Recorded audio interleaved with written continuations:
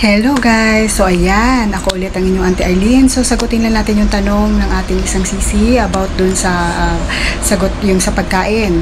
Wow! Ang galing sumayaw at ang ganda. Ganyan ang mga dugong Pilipino. Ano pa tawag dito? Meron po kasing rules talagang Ministry of Manpower. Mamaya may papakita akong video sa inyo na kung ano yung nakasaad sa MOM natin o Ministry of Manpower about sa pagkain natin, kung ano ba yung provided ni employer para sa atin, at saka kung ano bang yun nga yung provided nila para sa atin. So dapat po kasi secure talaga ni employer na maayos yung ating katulad yung tulugan natin. Dapat meron tayong maayos na bedsheet, meron tayong maayos na pahingahan, at dapat yun ay yung titirhan natin kung may sarili tayong room, may make sure na maayos, ganun. Tapos pagka wala naman tayong sariling kwarto, shared room, make sure hindi tayo pwedeng tumabi or may kasamang lalaki sa kwarto, ganun.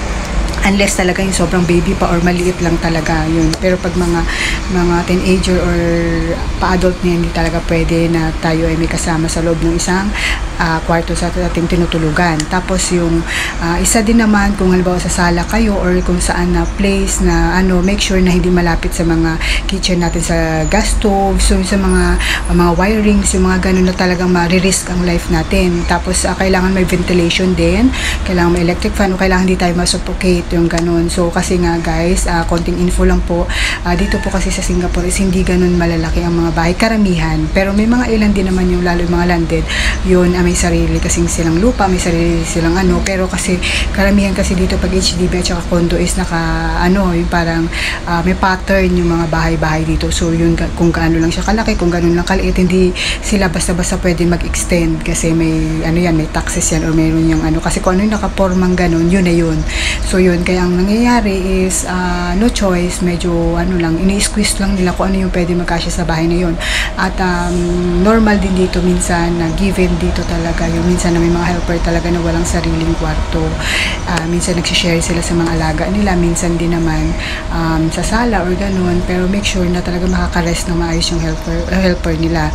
At ako, swerte lang ako kasi may sarili akong tulugan, may sarili akong kwarto. So yun, pagdating naman po sa ang tawag dito, yung sa provided din nila, dapat may sarili tayong cabinet, may sarili tayong private na yung mga gamit natin mailagay ng maayos, yung mga na mas safe talaga, yung secured yung ating mga gamit. So yun.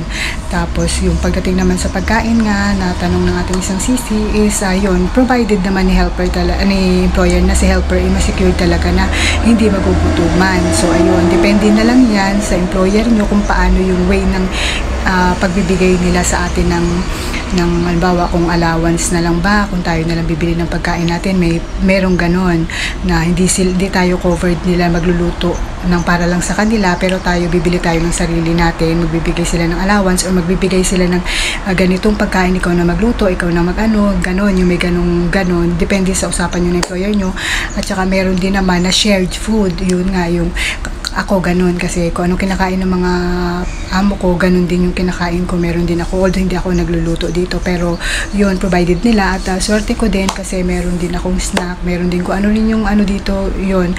Pero kung kayo kasi guys, katulad ko din kayo, na si kukot-kukot, si maya-maya kain, kasi nga ako talaga guys, hindi ko alam kung may nakaka-relate sa inyo na minsan, may times talaga na hindi nanginginig ako pagka yung hindi ako maya-maya makakain. So kailangan talaga at least candy or biscuit or something, kape, ganyan. Nag-ano talaga ako na talagang pag nararamdaman ko medyo kakaiba na yun, kasi mararamdaman mo yun, para magpapalpitate ka. So yun, nag-start na ako niya na kumain ng something, yung ganun. So kung ganun din kayo guys, tapos tingin nyo naman is parang yung provided sa inyo is parang hindi ito aabot ng isang buwan, kayo na lang pag day off nyo sa sarili nyo, bumili na lang kayo ng pagkain para sa sarili nyo. Huwag nyo tipirin ng sarili nyo guys, kasi kayo yung nagtatrabaho. Pag may nangyari sa inyo, na mangyayari sa mga yung umaasa sa atin, yung ganun, lalo pag may mga anak na katulad ko. Tapos kung halimbawa yung pamilya natin sa Pinas, di ba, binibigyan natin sila ng something na halos sweldo natin na binibigay natin sa kanila, provide lang natin yung needs nila. Paano naman yung needs ng sarili natin, di ba? Pag nagkasakit tayong kawawa kasi dito sa abroad wala tayong maasahan kahit sarili lang natin. Although may mga kaibigan tayo, may mga but personally hindi agad-agad yan sila na makakatulong sa'yo. Pag nagkasakit ka, ikaw lang din ang swerte mo na kung yung employer mo may care sa'yo. Pero dito kasi guys talaga mga busy ang mga tao. Although may care sila sa'yo, pero syempre may sarili din silang buhay, mas uunahin nila yung mga obligasyon nila. So yun, kaya hindi talaga parang okay na magkasakit tayo dito guys. So yun, kaya kung ako sa inyo, kung tingin nyo hindi sapat or kasi iba yung nakasanayan natin sa ating bansa at iba rin naman pagdating dito, kayo na lang bumili. Alam nyo guys, marami lalo sa Lucky Plaza, marami pong mga mura, although wag mo nang i-convert, pero kumbaga is acceptable din naman na bumili ka na lang ng pagkain na pangdagdag na lang din kung tingin mo is hindi sasapat yung pagkain nyo. So yun, so ito Sisi, ipapakita ko sa iyo yung mga rules ng Ministry of Manpower about sa ating mga mga helper na na-hired nila. So yun, ipapakita ko sa inyo, ipa-flash ko dito yung video. Tapos anong tawag dito, hindi ito marami po ito, ilan lang po ito, selected lang tong pinili ko na to kasi ito yung aking content ngayon, yung about sa pagkain ng helper.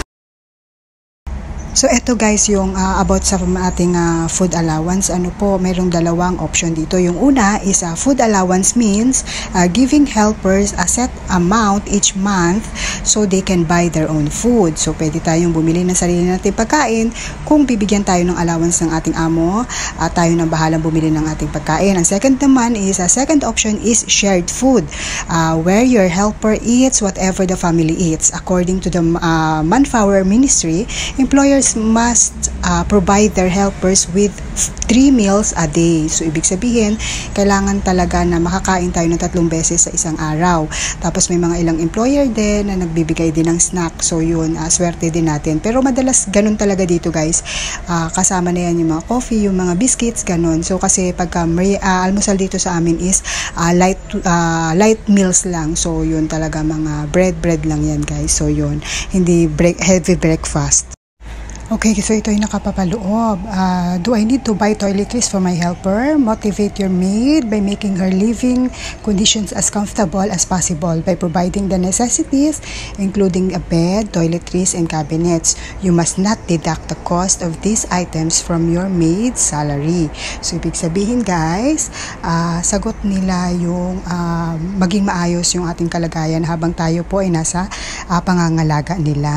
So, yun. Nakalimutan ko pala, dagdag ko lang din po, ang toiletries po ay included po na, ang tawag doon, na provided ni employer para sa atin, katulad ng toothpaste, yung mga basic lang po, toothpaste, shampoo, body wash, or yung mga tawag doon, yung mga pang paligo natin, ganon.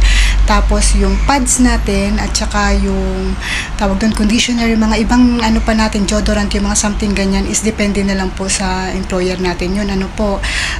Hindi, may mga ilang employer na hindi pinoprovide yun sa helper nila. So kayo po, pag pumunta kayo dito sa Singapore at first time yung magdala kayo ng especially ng pads kasi may monthly period tayo. So normal na nangyayari yun sa atin, kaya dapat magdala kayo guys ha.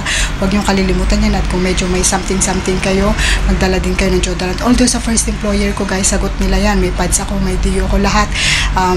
Yun nga lang, conditioner ko hindi nila sagot. So pero yun yung mga basic lang kasi, shampoo, toothpaste, toothbrush, kundi shampoo, yung mga ganyan, body wash, yan yung provided nila, yung mga toiletries natin na something na ganyan. So yun, may mga ilang employer naman, kung swerte ka nga, nasasagot nila halos lahat na, wala na talaga kayong sa sarili nyo. Pero yung mga ibang mga lipstick o something, pag tayo, hindi na po yung sagot ha. So yun lang, ko lang kasi nakalimutan kong idagdag. So yun, so mga toiletries natin is sagot po nila yan. Although pagkakatulad ko kasi guys, kasi medyo dandruff ako, yung shampoo na meron sila dito is hindi talaga ako hiyang. Head and shoulder lang talaga yung tawag doon, ang hiyang sa akin. Ayaw ko man or hindi, ayan, so ipapakita ko sa inyo. Ayan, may sarili akong shampoo, bumibili po talaga ako kasi kaya medyo mahal siya. Hindi ko na siya inopen sa amo ko na ganon. Ako na lang bumili na sarili ko kasi medyo mahal kumpara nga sa mga ibang mga other brand ng shampoo ang Head and Shoulders. So ako na lang sa sarili ko yung nag-provide nun. Although pwede mo na maisik yun sa amo mo kung pwede nila, pero nahihiya ako guys. So kaya ko namang bilhin, so why not, diba, na ako na lang. So yung mga ganong situation is depende na lang sa pag-uusap nyo ng amo nyo, pero ayoko na rin ng issue or ayoko na rin ng i-ano pa yon sa kanila, kasi syempre ako din naman na makikinabang nun, kasi meron naman silang provided talaga ng mga shampoo guys, kaso hindi talaga ako hiyang. So yun, kaya pag mga ganong case is nasa sa inyo na lang din yun. Kung gusto nyo bumili ng something sa sarili nyo, bibili kayo, pero yung shampoo talaga is provided to employer yan. Meron talaga din kami dito, kaso nga lang hindi ako hiyang, kaya bumibili ako ng sarili kong shampoo. So yun lang guys, dagdag ko lang kasi nga nakalimutan ko. So ayan Sisi, sana nakatulong at ayun, sana nagkaroon kayo ng idea about dito sa batas nila pagdating sa mga helper. So yun, bye bye.